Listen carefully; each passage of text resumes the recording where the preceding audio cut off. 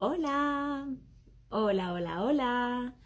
Buenos días, buenas tardes, buenas noches, desde donde nos estéis viendo, cuando nos estéis viendo. Bienvenidos asimétricos, asimétricas, a un nuevo club de lectura asimétrico. Hoy es miércoles 4 de marzo y venimos a disfrutar con un librazo que es este que tengo aquí, materia reciclada, factum número 2. Vamos a estar disfrutando esta tarde con su autor, Israel Alba, y también nos acompañará Arturo Franco, y a quienes ya estoy esperando a los dos por aquí, a ver si van apareciendo. Creo ver que Israel ya está, veo a Mara saludando, un besito muy fuerte, Mara, bueno, y un saludo a todos y a todas los que estáis entrando. Mira, ya veo a Israel y veo a Arturo, estáis ambos ahí preparadísimos. Israel, Arturo, dadme nada, un minutito mientras la plataforma nos va avisando y va avisando a todos nuestros seguidores asimétricos y asimétricas de que ya estamos en directo.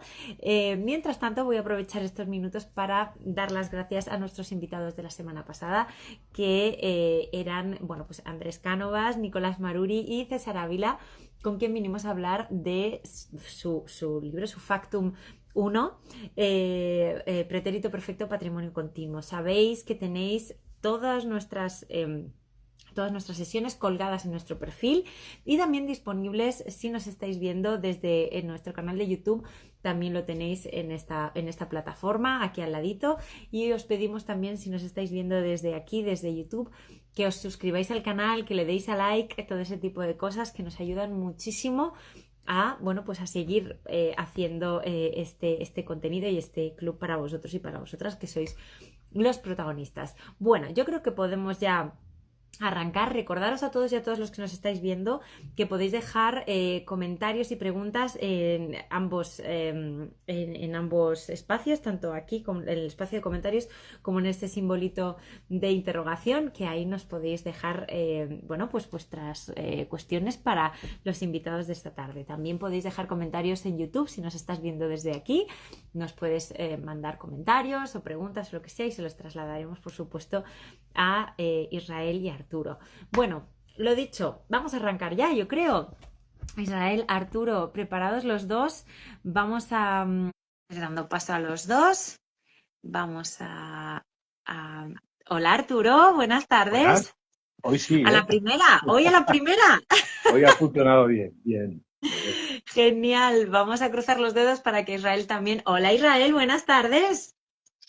Hola María, hola Arturo, ¿Qué tal? qué Qué gusto alegría veros. teneros a los dos, qué alegría. Os voy a pedir a los dos si podéis incorporaros un pelín más y poner Sí, vuestras coronillas un pelín más cerca sí, de vamos a de ello. esta línea, genial, porque está entrando muchísima gente esta tarde porque vienen a veros a vosotros, lógicamente, y a celebrar este precioso libro, Israel, materia reciclada. Madre mía, qué ilusión, qué emoción. Lo tenemos todos. Oye, Arturo, Israel, si os parece, voy a presentaros en un minutito. Todo el mundo viene a veros y con lo cual sabe perfectamente quiénes sois. Qué Pero bien por lo si haces, acaso hay alguien qué bien lo haces. despistadillo, Oye, lo haces por si bien, acaso, ¿eh? bueno, por si acaso hay alguien despistadillo, les ponemos en contexto rápido y Y arrancamos Arturo con la sabe sesión. mucho de cine. Bueno, es verdad, es cierto, es cierto. Bueno, pues vamos allá. Voy a empezar, Israel, voy a empezar por ti. Hoy es obligado empezar por ti.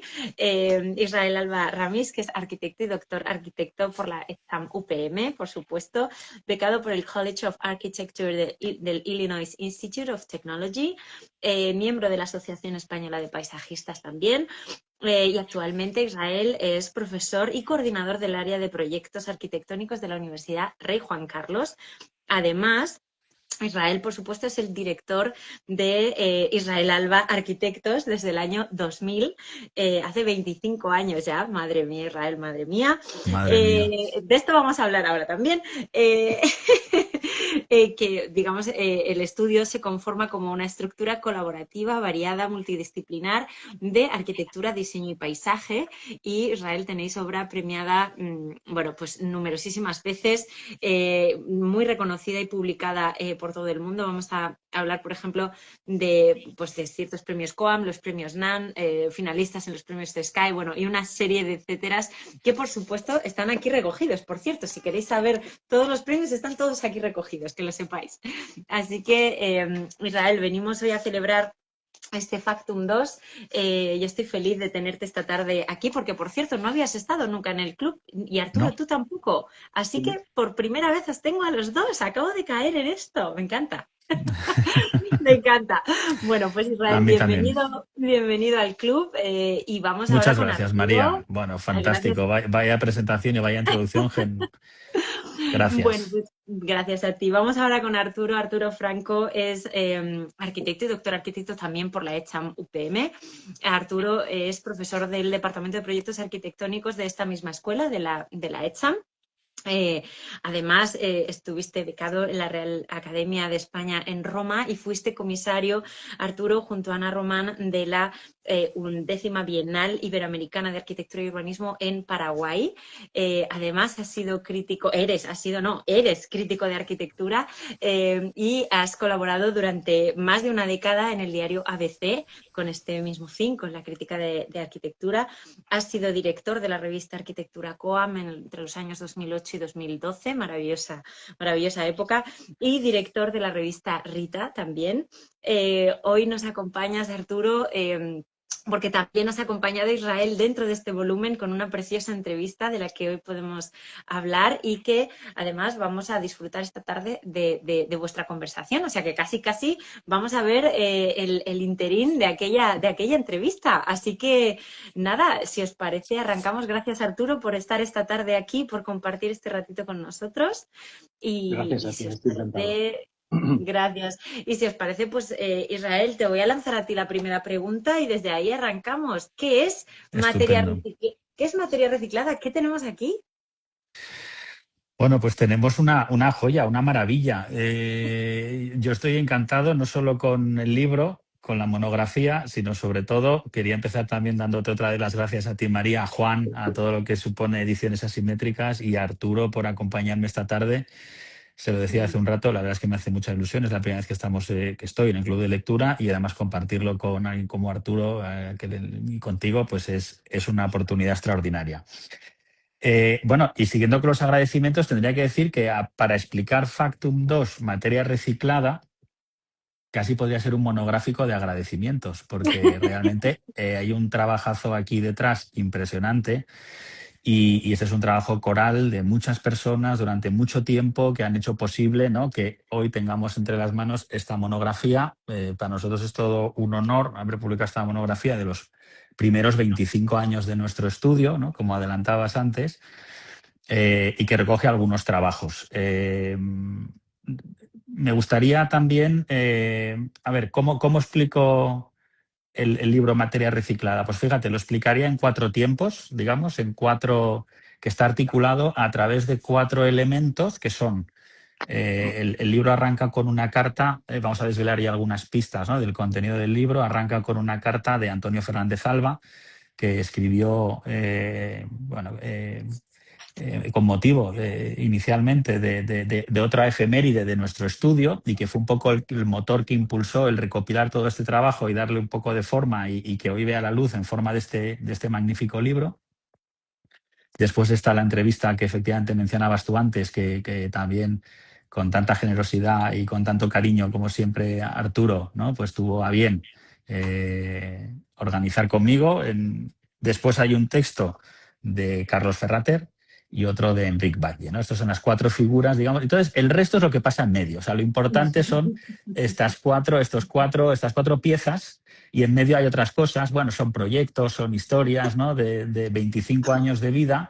Pero yo lo que diría a todo el mundo es que solo merece la pena ya comprar el libro por la carta de Antonio, la entrevista de Arturo y el texto de Carlos y de Enric, ¿no? Realmente, ¿no? Ya solo con eso merecería la pena. Bueno, Luego, si alguien más... dejemos de adularnos, por no decir otra cosa, No, y vamos al grano. vamos al grano. Entonces, en el libro lo que, bueno, yo creo que también contaremos alguna anécdota, ¿no?, del proceso del libro. Está dividido en 2 partes. Bueno, la edición es cuidadísima, o sea, la gente, los privilegiados que ahora han podido tener entre sus manos, pues claro, la tapa, ¿no? La cubierta, la textura, ¿no? Ya nos habla de la materia, ¿no? De alguna manera, ya nos está hablando de esa materia reciclada, y después, bueno, la edición es súper cuidada, es interesantísimo el cuidado que se ha puesto en la documentación gráfica. Bueno, pues se pueden ver aquí los planos, ¿no? Efectivamente se puede ver todo. Entonces, el libro está articulado en dos bloques, porque desde el inicio del trabajo de nuestro estudio, giró en torno, bueno, podemos luego indagar en las razones que nos llevaron a trabajar en este tipo de proyectos que tienen que ver sobre todo con la ciudad, con la basura y con el paisaje, qué relación existe entre ellas, qué impacto provoca la basura que generamos en nuestra ciudad, en el territorio y en el medio ambiente, y cómo los arquitectos podemos, y yo creo que debemos, ¿no?, tener voz en todo este asunto, que tiene que ver también con las cuestiones del reciclaje, de una sensibilidad medioambiental que no de una manera forzada y de una manera impuesta. Empezamos a trabajar hace más de 25 años en nuestro estudio, y esa primera parte, que está formada por 4 proyectos muy importantes que conforman la base del libro, nos permitieron desarrollar una mirada y una aproximación hacia la arquitectura de nuestro tiempo, hacia el paisaje y hacia la ciudad, que de alguna manera contaminaría o nos llevaría a trabajar en otra serie de proyectos posteriormente, ¿no? Entonces, de alguna manera, siempre esa postura o esa posición ante determinadas cuestiones que tienen que ver con el reciclaje y con una cierta conciencia, nos han llevado a que el resto de proyectos que forman parte de la monografía todos tengan un hilo conductor en torno a estos temas. Luego también podremos hablar de la construcción, porque se has enseñado también algunas secciones constructivas, que para nosotros es muy importante. Y de esto hablamos mucho con Arturo durante la entrevista. Y yo creo bueno, no sé si a partir de aquí seguimos, Arturo, te doy la palabra y yo Yo quiero luego puedo escuchar a seguir. Arturo también. Yo Bueno, quiero yo, Claro. escuchar a Arturo también. no, yo decir que como estáis observando y escuchando, a Israel, el que vea el libro lo descubrirá, es un buenísimo arquitecto, pero un perfecto caballero también, ¿no? Digamos, estos encuentros los maneja muy bien, ¿no? Y a uno siempre le hace sentir a gusto, ¿no? Cuando está a su lado o cuando comparte un acto de estos. Yo a Israel lo conozco, yo no sé si más o menos de la época en la que estabas fundando el estudio, es decir, hace 20, 25 años, seguramente. Prácticamente, sí, sí. Un montón Un de montón. años. Y, y bueno, de eso un poco comienza a hablar la entrevista, ¿no? De todas esas conversaciones que hemos tenido y que se han escrito en una barra de hielo, ¿no? Y que el tiempo las ha acabado diluyendo. Sin embargo, cuando nos hemos enfrentado a esta entrevista, bueno, pues a uno le ha obligado a aproximarse de una manera más seria a su trabajo y resulta que ha encontrado un montón de matices, que son los que se recogen en la entrevista o los que se ponen un poco sobre la mesa a lo largo de la entrevista, y he descubierto un arquitecto pues, extraordinario, solvente, riguroso y con un discurso detrás que, bueno, pues tal vez yo no conocía en profundidad hasta que no hicimos esta entrevista. Habíamos hablado mucho, habíamos visitado alguna de sus obras, habíamos hablado de nuestros trabajos conjuntos, pero realmente no habíamos profundizado en su trabajo. Yo creo que una monografía de este tipo es una oportunidad precisamente para conocer no al arquitecto, sino la arquitectura que produce, ¿no? Y descubrir efectivamente si hay un discurso detrás o no lo hay, ¿no? En este caso, no solo hay un discurso, sino que además hay una ética que yo creo que gira en torno a todo el trabajo de Israel, ¿no?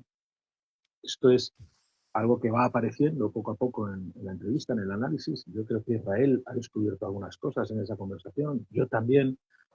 No sabemos si son definiciones ciertas, pero por lo menos abren caminos, ¿no?, a la reflexión y para pensar sobre su trabajo, ¿no? Si quieres, a lo largo de la charla de hoy, yo la he releído hoy, ¿no?, para un poco para refrescar para refrescar esta entrevista, ¿no? Para acercarnos a esta entrevista o esta charla. Y la verdad que está muy bien, ¿no? Sí, sí. La verdad que está muy bien. Sí, Tus sí. respuestas están fantásticas. Creo que hablamos de una serie de cosas que realmente definen esta arquitectura.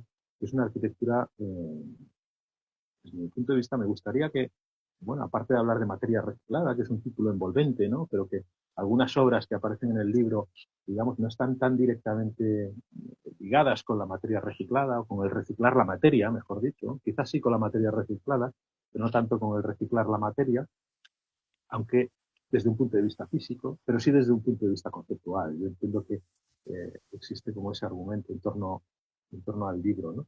Pero aparte del reciclaje, de la transformación de la materia, del desplazamiento de la materia, de nuestro trabajo como arquitectos a la hora de recolocar o reubicar las cosas, hay otra serie de cuestiones que son como troncales para un arquitecto, ¿no? En tu trabajo, ¿no? Me gustaría también que después de estos meses o algún año quizás desde que estuvimos hablando, me gustaría saber si esto que aparece en la entrevista eh, lo reconoces como propio o no, o te parece que el tiempo ha pasado. Hablamos en la entrevista de que, o hablo en la entrevista en algún punto, de que tu arquitectura es una arquitectura que ha sabido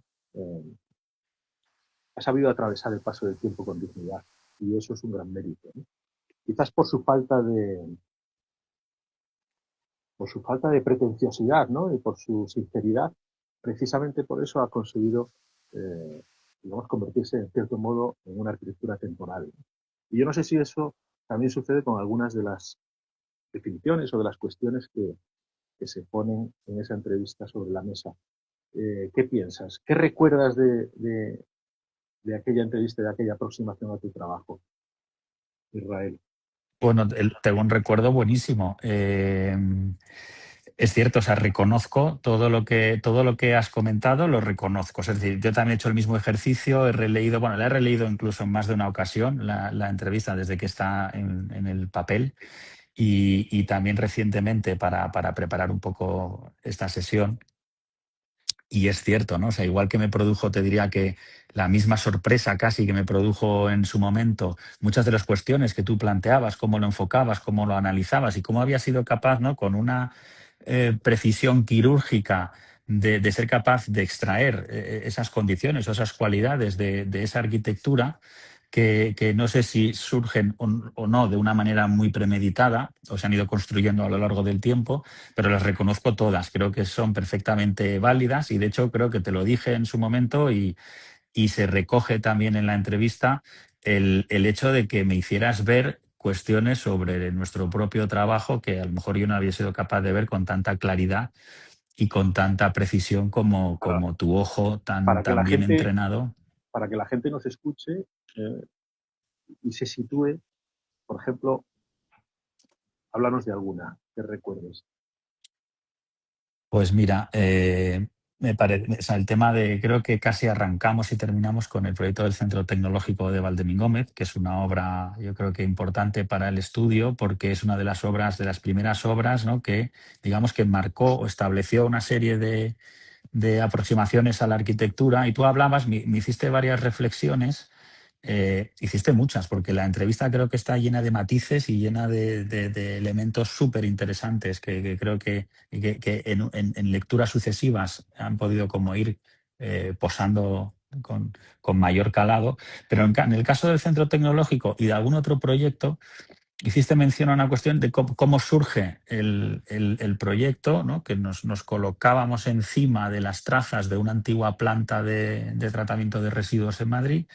Y tú hablabas de la importancia de saberse colocar, ¿no? En la arquitectura. Y digo que casi terminábamos, me hiciste una reflexión de saberse colocar, cómo también las primeras decisiones son muy importantes. Y sabiendo colocarse y sabiendo responder a esas condiciones iniciales del proyecto, había mucho ganado, ¿no? Tú hacías esa reflexión Luego también empezaste a hablar o sea, profundizamos en el tema de la sección, pero me gusta quedarme con el saberse colocar, que luego terminábamos, me acuerdo que me hiciste una pregunta que me dijiste si me gustaba o era aficionado a los toros. Y yo te dije que no, y eso no ha cambiado a día de hoy. Pero reconozco el arte en el toro. Tú me dijiste que habías tenido una conversación con Francisco Esplá, ¿no? Con Luis Francisco Esplá, sí. Con Luis Francisco Esplá. Y entonces, bueno, pues básicamente él definía, ¿no? O no sé si tú o él definía, ¿no? Que su forma de torear era simplemente se torea como se es, ¿no? Y entonces, y como de la manera en que me sé colocar en la plaza y en el ruedo, ¿no? Es como afronto, ¿no? Esa tarea, ¿no? Entonces, eso a mí se me quedó y era una reflexión que previamente no había surgido, ¿no? En el debate incluso interno, en el propio estudio y de la forma que tenemos ahora los trabajos. Quizá decíamos que podía ser una aproximación intuitiva o no, pero al ir desgranando y repasando los distintos proyectos, pues aparecía como un denominador común. Bueno, efectivamente, yo creo que eso es un concepto que es importantísimo y es fundacional, ¿no? Se dice al principio, ¿no? Y de ahí depende gran parte del éxito de un proyecto. Muchos proyectos extraordinariamente elaborados, con un desarrollo exquisito, con un conocimiento técnico importante, pues son unos proyectos fracasados precisamente porque no han sabido ubicarse, no han sabido elegir el lugar, ¿no?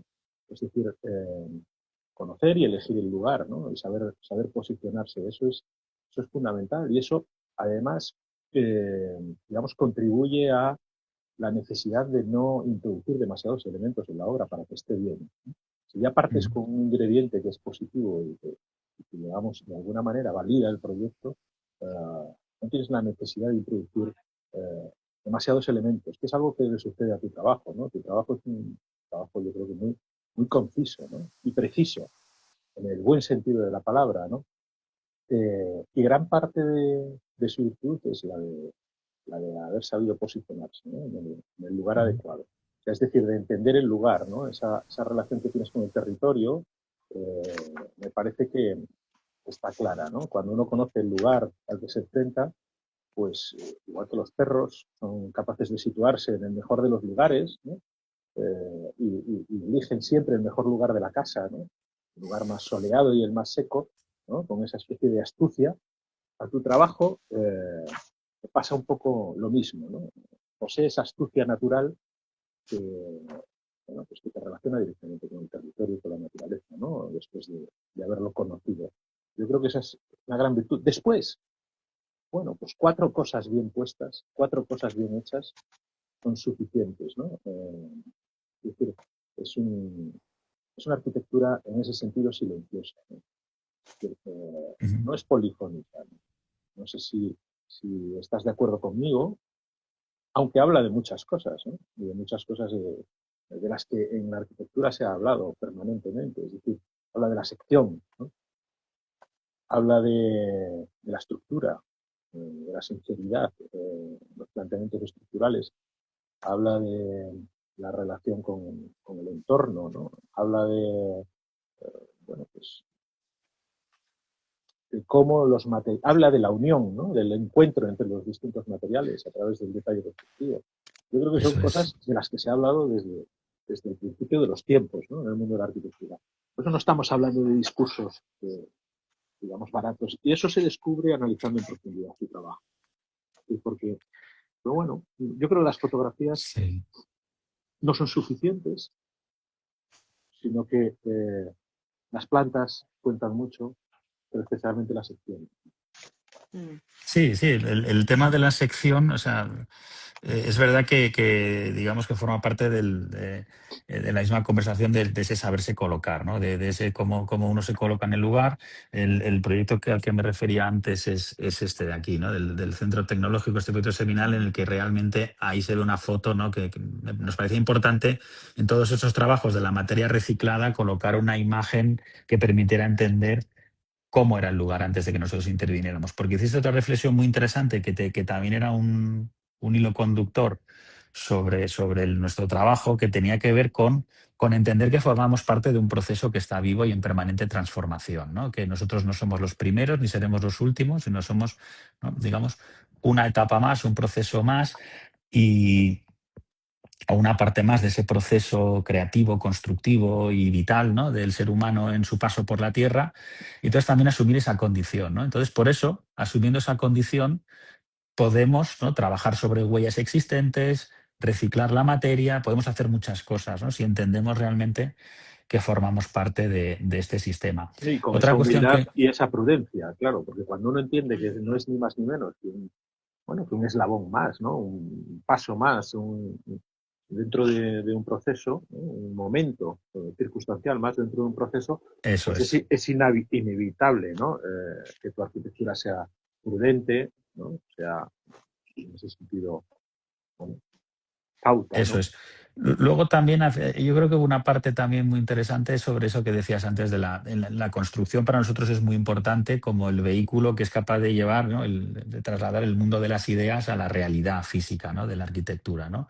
Y eso se hace a través de solo el arquitecto tiene determinadas herramientas y la construcción es una herramienta muy importante. Entonces tú también en ese análisis hacías una aportación, yo creo que fundamental, que era esa nitidez. Tú lo llamabas, me parece, lo definías como nitidez constructiva.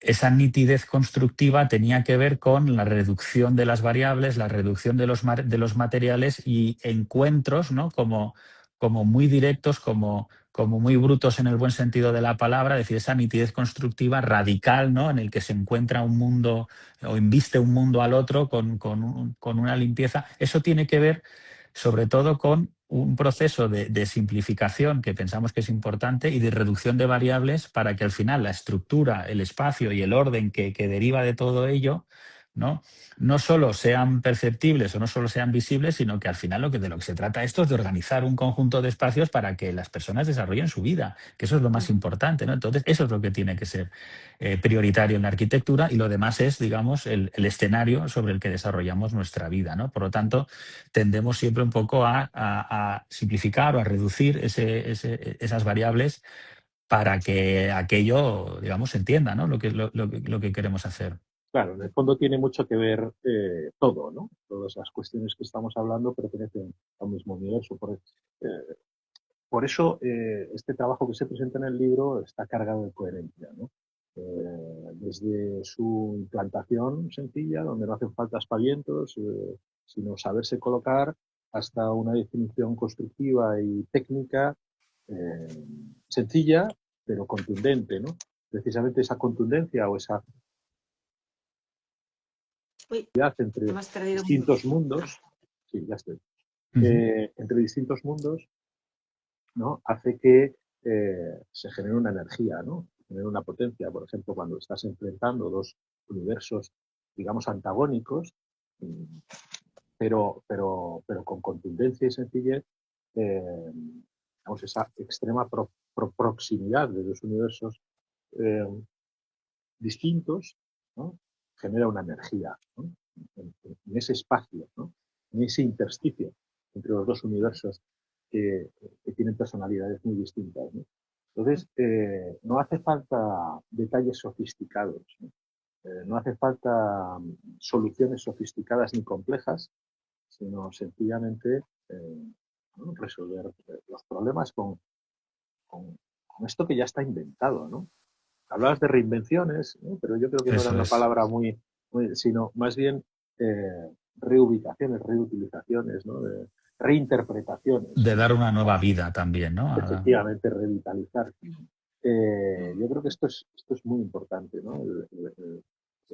Bueno, hablábamos también de esa dualidad, ¿no? De esa especie de dos cosas enfrentadas, ¿no? Que generan Eso una es. tensión entre ellas, ¿no? Decías algo así como dos universos cargados de energía, ¿no? Y que de repente esos dos Efectivamente, universos, ¿no?, como, ¿no?, entraban en contacto, ¿no? Y ahí se producía con mucha, digamos, nitidez o radicalidad, ¿no?, el encuentro de esos dos mundos que surgen de esa, digamos, destilación de los sistemas constructivos, ¿no?, que tienen que ver a su vez con lo que está ocurriendo detrás, ¿no?, que es el espacio que construye esa arquitectura. cuando tú ves algo Pero muy pesado, bueno, cuando tú ves algo muy pesado, ¿no? Cuando tú ves algo eh, muy potente, ¿no? Enfrentado a algo muy ligero, ¿no? Muy preciso al mismo tiempo, pues se produce una poética cargada de intensidad, ¿no? Es decir, algo pasa, ¿no? Y eso ocurre en muchos de tus detalles constructivos, ¿no? Cuando una piel muy fina y delicada, perforada, se enfrenta con una gran viga metálica, ¿no? O de hormigón, estamos hablando de casi de dos escalas distintas de la construcción, ¿no? Hablamos de milímetros de sección y la otra estamos hablando de muchos centímetros, ¿no? Y de muchos kilos de peso que hacen posible que un estadio, por ejemplo, en Burgos, se pueda ejecutar, ¿no? Yo creo que eso es más que suficiente para generar emoción. Sí, la sabes ver, evidentemente. No estás gritando, oye, estoy aquí, hazme caso, por favor, ¿no?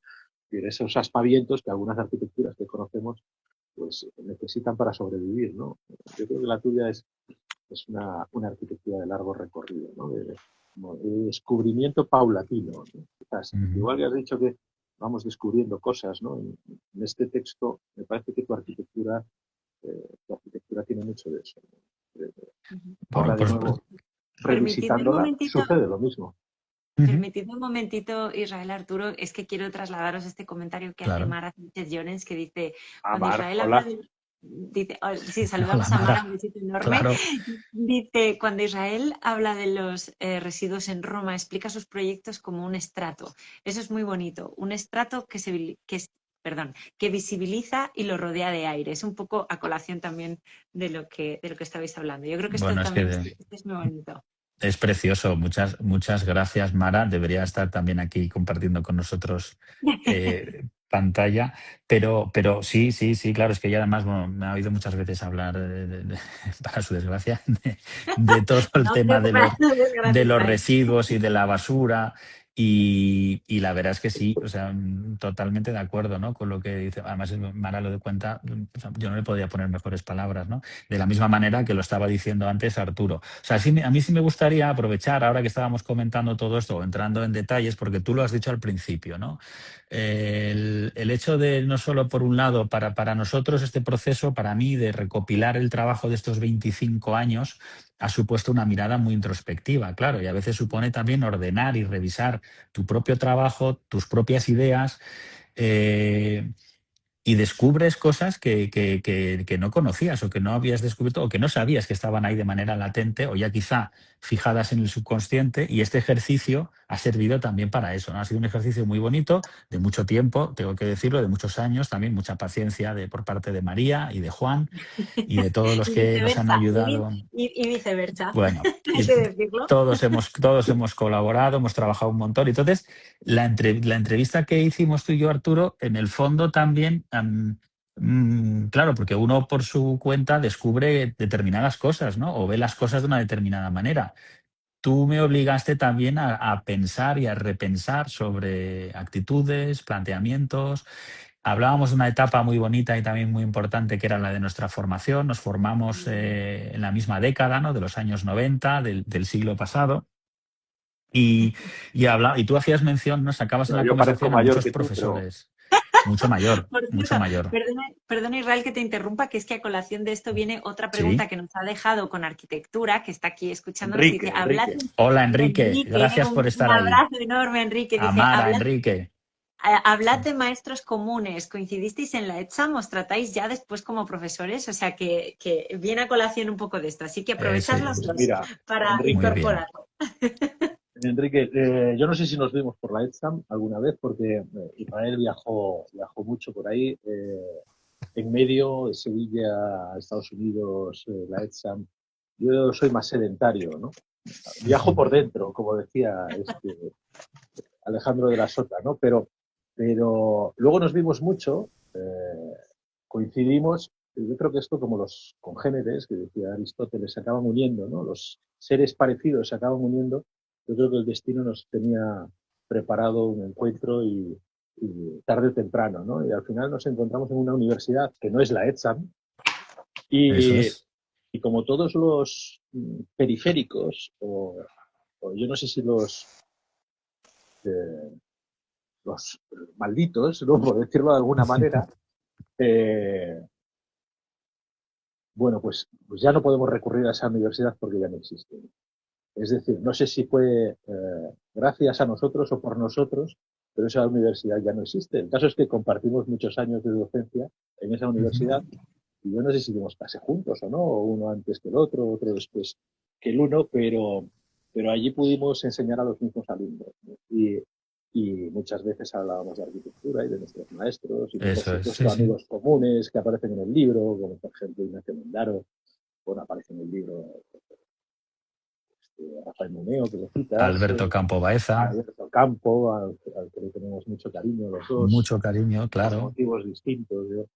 Yo asistía a las clases de Alberto Campo con los ojos muy abiertos y me miraba con los ojos más abiertos todavía y decía, a ver, tú, ¿de qué clase vienes? Porque yo no asistí nunca a la clase de Alberto como alumno suyo, no me atrevía a lo mejor. Y yo decía, pues bueno, vengo de Mariano Bayón. Muy bien, muy bien. Era un tipo muy acogedor, como Israel, ¿no? Y luego dirigió mi tesis doctoral, así que lo tengo Alberto mucho más. Alberto mucho más, y además yo sí fui alumno de Alberto y bueno, pues los años nos ha derivado esa relación alumno-maestro en una amistad profunda y duradera, y de hecho es uno de los que más generoso ha sido con sus comentarios al recibir el libro, y de lo cual, bueno, pues me ha hecho mucha ilusión, ¿no? Pero sí, en la entrevista, sí. No, pregunta Enrique, que si alguno ha sido alumno de Paco Alonso, ¿no? Bueno, eso mejor respondes tú, la relación, ¿no? ¿Yo por qué? No, yo alumno no he sido por la misma razón. No. Con Paco sí que no me atrevía. Paco era un tipo cuidado, ¿no? Era, hablando de toros, ¿no? Bueno, no quiero continuar con la metáfora, pero era muy complicado, ¿no? Asistir a su clase era muy peligroso, no sabías por dónde te iba a salir. Ahora sí iba casi todos los días a su clase a aprender, y luego tuvimos mucha relación. Enrique lo sabe muy bien, porque Enrique y yo estábamos en el periodo de la revista Arquitectura, del Colegio de Arquitectos, y allí Paco Alonso, bueno, colaboró mucho con nosotros, abriéndonos muchos caminos, mostrándonos pues algunos temas muy interesantes que han hecho de esa etapa de la revista, yo creo que algo muy consistente, ¿no? Y yo no sé si tú lo llegaste a conocer, a Paco Alonso. Bueno, coincidió con nosotros unos años también en la universidad. Bueno, por supuesto, antes. Claro. Fue también compañero nuestro en la universidad. Cierto. Y coincidió algunos años allí en las aulas con él, sí. Pero bueno, luego hablábamos eso de otros maestros, tú hablabas de Mariano Bayón, de Rafael Moneo, y luego hacías también porque me recuerdo efectivamente Mendaro, que no sé si lo he citado. Ignacio Mendaro, que también lo has comentado. Bueno, yo también fui alumno de Ignacio primero en la escuela y luego tuve la fortuna de poder estar trabajando con él en el estudio mucho tiempo, y de hecho debo mucho también a Ignacio una parte importante de lo que soy, de ese aprendizaje, ¿no? En su estudio, y guardo un recuerdo, y tenemos también mucho cariño y mucha amistad con Ignacio, ¿no? Y hablabas tú también en esa entrevista de esos maestros, ¿no? Como hemos citado, Ignacio Mendaro, Alberto Campo, Rafael Moneo, Mariano Bayón, otros profesores incluso de mi etapa en la Escuela de Sevilla también, ¿no? Porque yo efectivamente empecé mi formación en Sevilla con profesores como José Joaquín Parra, Javier Terrados. Entonces hacías tú también una lectura muy interesante que tenía que ver con la lectura tipológica de la arquitectura, ¿no? También hemos hablado de la construcción, hemos hablado de muchas cuestiones, y precisamente era a raíz de Mariano Bayón, que es un arquitecto extraordinario e interesantísimo, con el que tú también tienes una relación muy especial, ¿no? Y una relación muy buena, pues Mariano Bayón también hablaba, ¿no?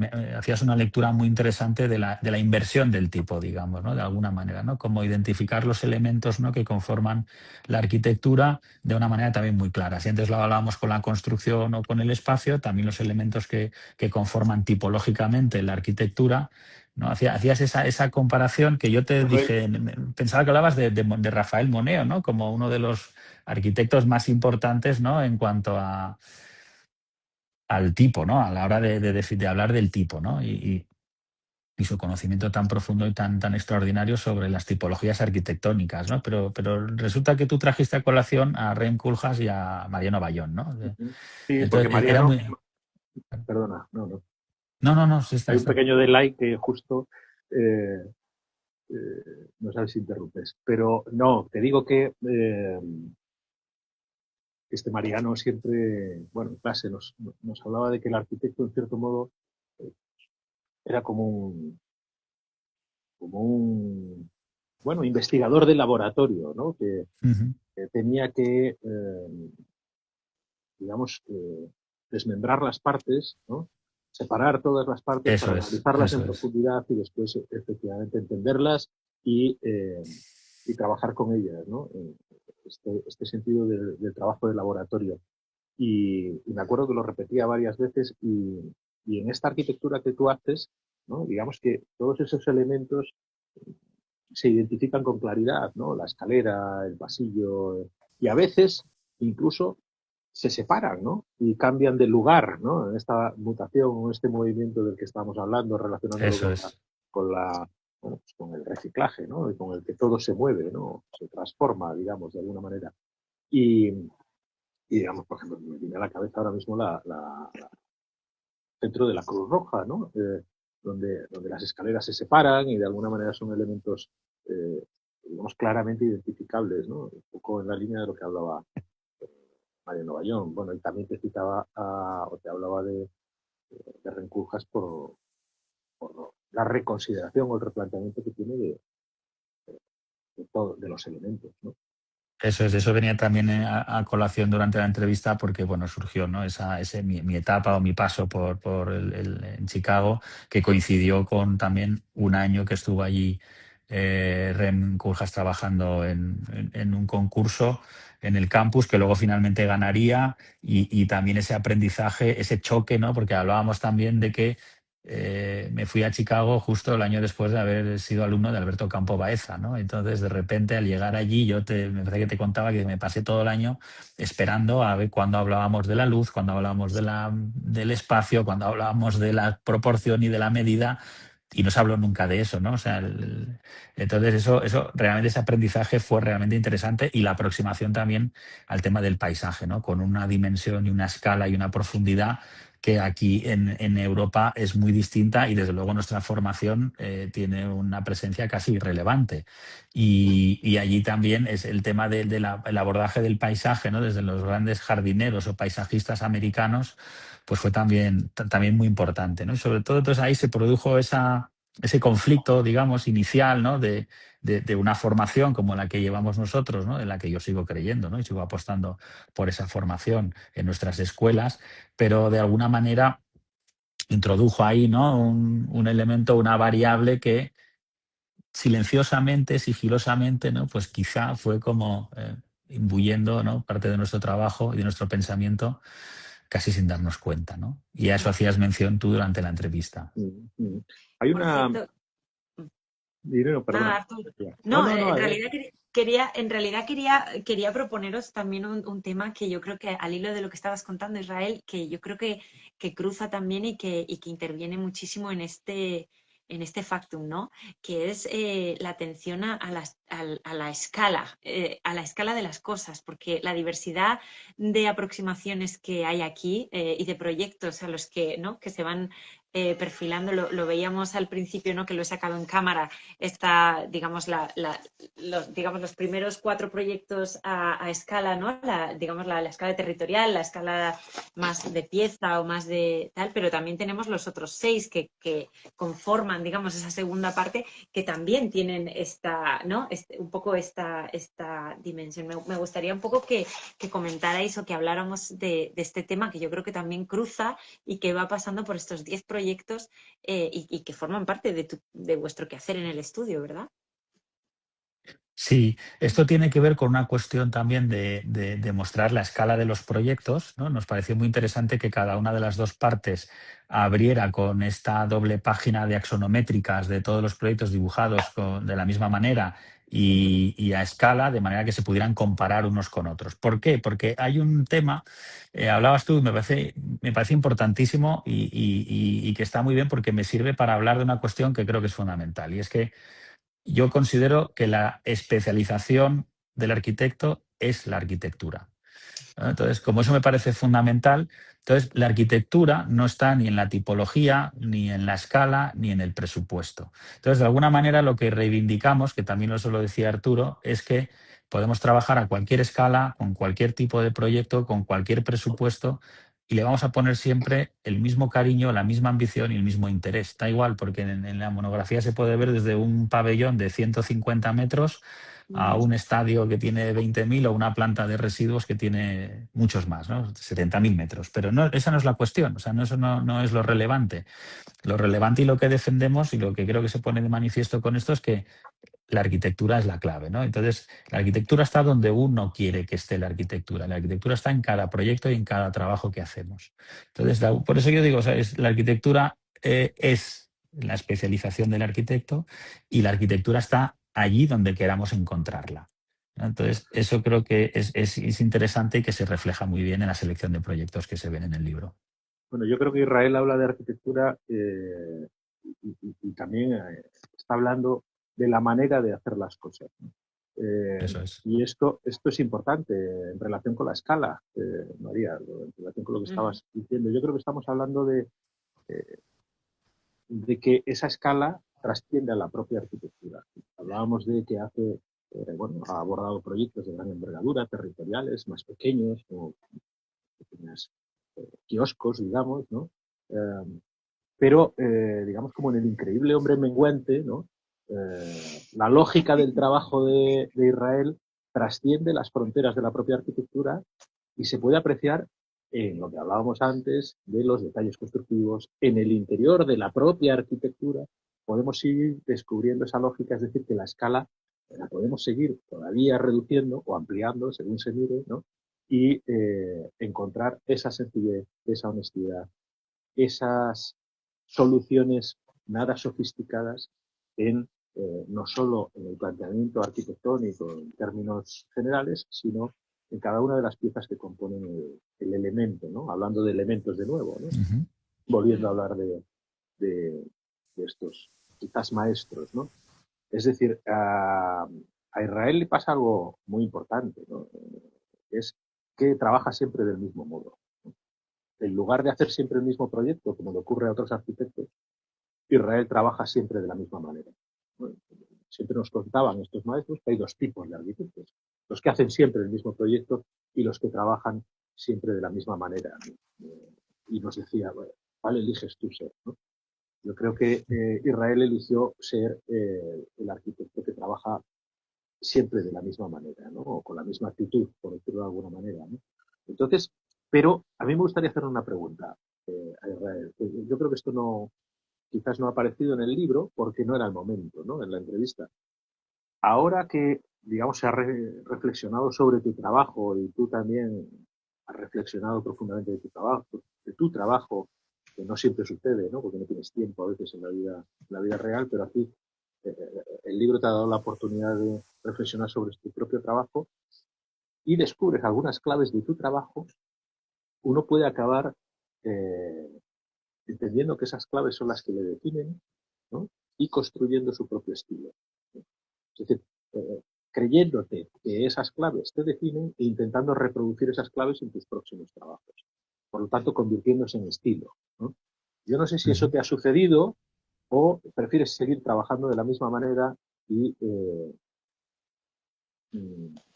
pensar que el estilo no forma parte de tu arquitectura. Es una reflexión muy interesante. Vaya pregunta, ¿eh? Menuda pregunta. Vaya pregunta. Me ha tirado así, te tenía que haber avisado. Ya nos conocemos, no pasa nada, ya nos conocemos. Pero seguro que estás preparado, Israel, para contestarla. Es que a uno le apetece reproducir sus éxitos, ¿no? Por eso ese es el peligro que tiene el asunto. Efectivamente, yo creo que parte de esto sí surgió, no de una manera a lo mejor tan clara o tan nítida o tan precisa como ahora los planteo. Yo creo que de alguna manera sí subyace en la entrevista y está.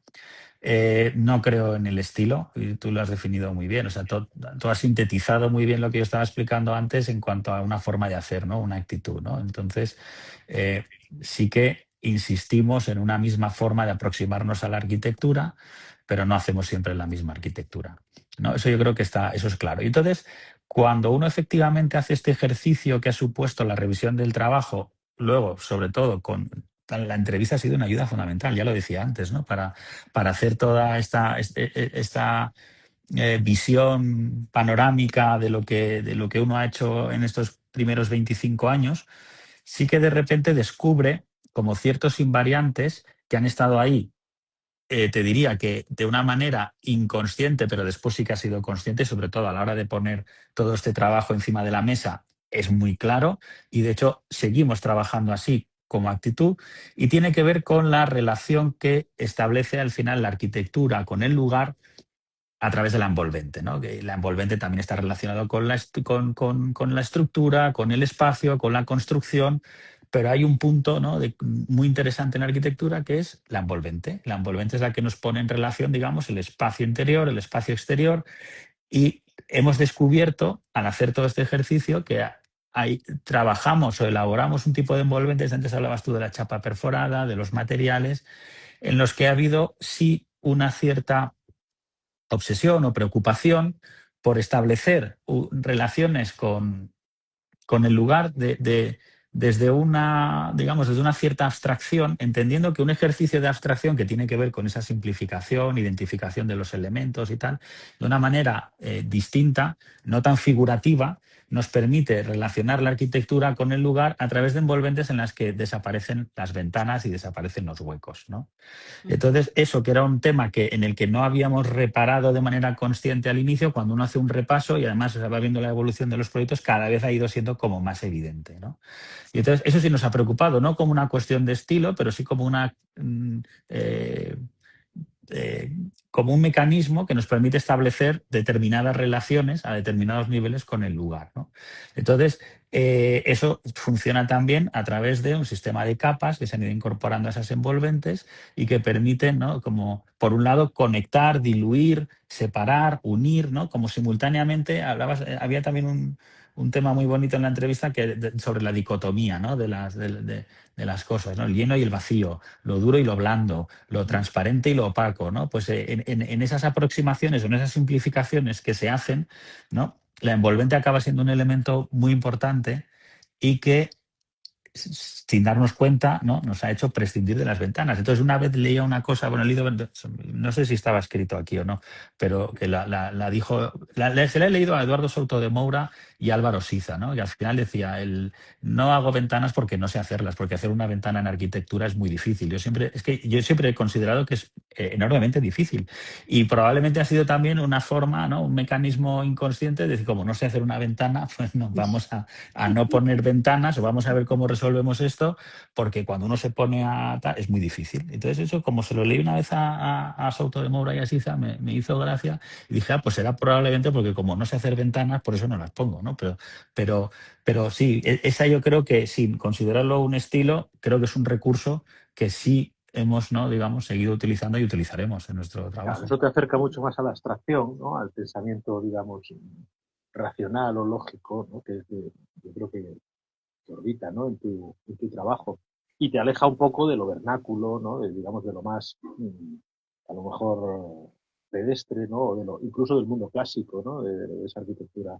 Bueno, pues, esa arquitectura que se reconoce, ¿no? Como tal. La arquitectura, digamos, que es una arquitectura más abstracta, más intelectual, por decirlo de alguna manera, ¿no? Arturo, Israel, nos acercamos a los 5 últimos minutos de esta sesión y tengo aquí una pregunta, que lo sepáis, aquí escondida, que no aparece en los comentarios, sino en las preguntas, de Enrique también, que nos pide que hable en concreto del diseño gráfico, ¿no? De Gráfica Futura. El libro dice que tiene una edición brutal y que esos planos tienen un curro importante. Dice, ¿hubo más sudor y de quiénes? Nos pregunta. De todos. De todos. Enrique, ha sido de todos. Yo desde aquí aprovecho, por supuesto, para darle las gracias a César Ávila en concreto, que ha estado detrás de la ideación gráfica, que ya estuvo, digamos, en la sesión anterior explicando un poco de la ideación gráfica de este libro.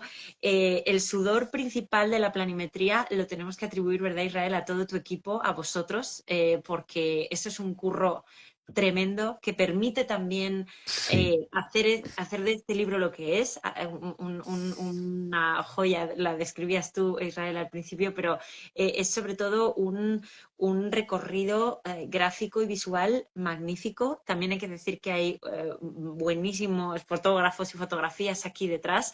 Yo creo que obedece decirlo y que están aquí registrados todos y todos detrás.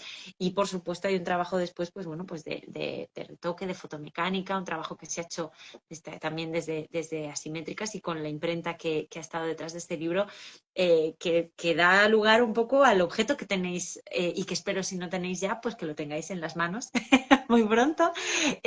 Pero la verdad es que no puede ser de otra manera, y un libro siempre, siempre, siempre es un trabajo en equipo.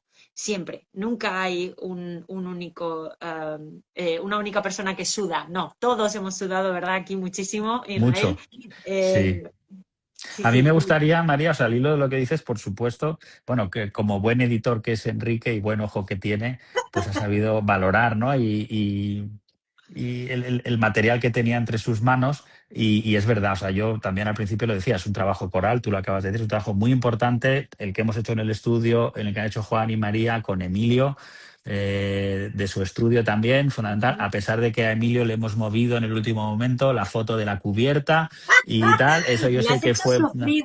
Ahí sí que le has hecho Sí, sí, sufrir sí. mucho, que lo sepas. Lo sé, lo sé, lo sé. Esos 3 milímetros que movimos la foto de la cubierta, yo lo entiendo, que sufra con esos 3 milímetros, porque a mí me pasaría lo mismo. Pero es un trabajo, sí, o sea, por supuesto, en el La estudio, belleza es una cuestión de milímetros, ya se sabe. la De milímetros. belleza. Pues Sí, mira, señor, sin claro duda, que sí. sin duda. Entonces, es verdad, en el estudio, bueno, pues ha habido un trabajo de reelaboración de planos en muchos casos, pues porque aunque pensábamos, eso que decías tú también que hablábamos antes, aunque pensábamos que los planos estaba todo dibujado igual, pues no, pues también va habiendo una evolución, va habiendo ajustes y al final hemos hecho un esfuerzo por tratar de unificar gráficamente, que creíamos que eso era importante, también guiados, por supuesto, por vuestra experiencia, por vuestra guía, por vuestro todo, ¿no? Juan y María, de cómo preparar el documento. Así que, nada, pues el trabajo de delineación ha sido muy importante, el trabajo vuestro luego de impresión, de pruebas, que hemos hecho un montón de pruebas, de Muchas, comprobar muchas. que ha salido todo, hemos hecho un montón de ajustes a partir de las pruebas. Por supuesto, las fotografías. Me ha gustado mucho que lo hayas mencionado porque sobre todo hay un trabajo aquí importantísimo de Jesús Granada y de María Arias, también las fotografías de Eduardo Sánchez, que son de las primeras, pero después Jesús y María han hecho un trabajo extraordinario. He aprendido lo que es el etalonaje, que no sabía lo que significaba el etalonaje. Arturo también Qué, como cineasta seguro que qué sabe lo que es. importante es esto, ¿verdad? Yo no lo sabía hasta que Jesús me dijo, no, lo que tenemos que hacer es un etalonaje de todo esto. Y dije, pues explícame qué es un etalonaje, porque no lo sé, pero hazlo, ¿no? Entonces nada, pues lo hizo fenomenal y ese trabajo hay que reconocerlo. Y claro, también ocurre que en nuestro mundo, no sé si para bien o para mal, decía Arturo, claro, quizá las fotografías no son suficientes para descubrir o conocer la arquitectura, hay que visitarla. Yo siempre digo eso también a mis alumnos, la arquitectura hay que visitarla y hay que conocerla. Pero sin las fotografías, para todo esto que estamos hablando, digamos que casi no existiría lo que es todo eso. Entonces, el trabajo que hay detrás también fotográfico es muy importante y el ojo y la mirada de Jesús, que es fundamentalmente el fotógrafo que aglutina mayor número de obras en este número, pues es como la mirada y el ojo de Arturo, ¿no? Extraordinariamente crítico, preciso, riguroso. Desde aquí las gracias a todo el equipo del estudio, a todo vuestro equipo, insisto, ya lo he dicho al principio, a todos los que han contribuido con sus textos, todo de manera generosa, cariñosa, no me puedo sentir más que bien arropado, agradecidísimo y que ha sido un auténtico placer y un privilegio haber hecho este viaje también de repasar estos 25 años y que espero que haya muchos más. Bueno, y esto no ha hecho nada más que empezar porque hoy estamos aquí, ¿verdad?, en este club de lectura en virtual para que podamos llegar a territorios fuera de nuestro alcance, pero que sepáis que vamos a tener más de esto, de esta conversación, de este tema. El 10 de abril vamos a irnos a la central del Museo Reina Sofía aquí en Madrid. Quienes estéis, por favor, estáis mucho más que invitados a participar y a venir a disfrutar de esta deliciosa conversación. De verdad que ha sido, Arturo, Israel, ha sido maravilloso teneros en el club. Os voy a tener que traer más porque es que esto está entre tomar apuntes, el disfrute y todo, es que no daba abasto. Así que, de verdad, bueno, gracias a los dos, gracias de corazón. Decir solo una cosita, que es que, bueno, que esto no es una publicación, evidentemente es un libro, ¿no? Es un libro, bueno, de la vieja escuela, ¿no? Me encantaría a mí, estoy muerto de envidia de nuestro trabajo, Israel. Ya hombre, me dirás, eso se soluciona rápido. No. Hablamos y ya está. Bueno, que no es broma. Lo merece, enhorabuena a los dos y a Juan, y encantado de haber estado con vosotros. Dejadme hacer un último apunte, que lo hago en todas las sesiones, no será hoy un día distinto. Sabéis que este libro, por supuesto, está disponible en nuestra página web, podéis ir, por supuesto, allí, pero os pedimos de corazón que vayáis a las librerías, por favor. Ellas son nuestras compañeras de viaje en esta aventura editorial, y sin ellas ni autores, ni editores, ni fotógrafos, ni nadie podríamos hacer lo que hacemos y dedicarnos a lo que nos dedicamos. Así que, por favor, si queréis este libro, especialmente hoy, si lo queréis, por favor, id a vuestra librería de confianza, que va a ser lo mejor, y estaremos todos agradecidísimos al 200%. Israel, Arturo, gracias a los dos por esta maravillosa sesión, y gracias a todos y a todos los que habéis estado aquí detrás viéndonos y escuchando esto. Nos vemos muy, muy prontito, y apuntamos la fecha, apuntad fecha. Apuntamos la fecha. ¿Vale? Si me permites un último, ahora que estabas dando las gracias a toda la gente que nos ha acompañado. Creo que por ahí ya se ha colado algún amigo desde Argentina que nos están escuchando y nos están viendo, y también quiero darle las gracias porque están desde ahí. Alguna también desde Alemania, que me ha pedido que por favor acabáramos pronto, que tiene que ir a ver la semifinal de la Real Sociedad con el Athletic de Bilbao. Digo, yo creo que terminaremos a tiempo, no te preocupes. Pues esto hay que cerrarlo. Así que, no, todo fenomenal. O sea, que gracias también a todos los que nos han seguido y que nos apoyan y que nos dan su cariño. Pues un abrazo enorme, Arturo, Israel, muchísimas gracias a los dos y nos vemos muy prontito. Gracias a ambos. Chao. Muchas gracias. Gracias. Hasta pronto. Chao.